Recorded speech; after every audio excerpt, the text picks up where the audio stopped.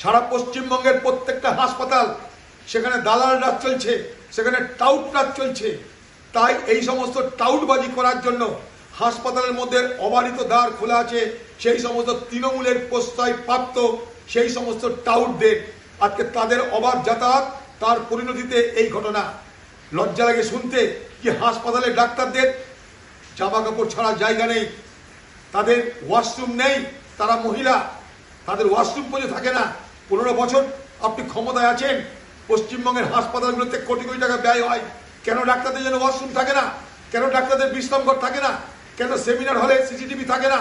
সেখানে যে সমস্ত সিসিটিভি টাঙানো আছে সেই সমস্ত সিসিটিভি চলে না, দেখতে লাগে সিসিটিভি চলে না, ওগুলো নন ফাংশনাল।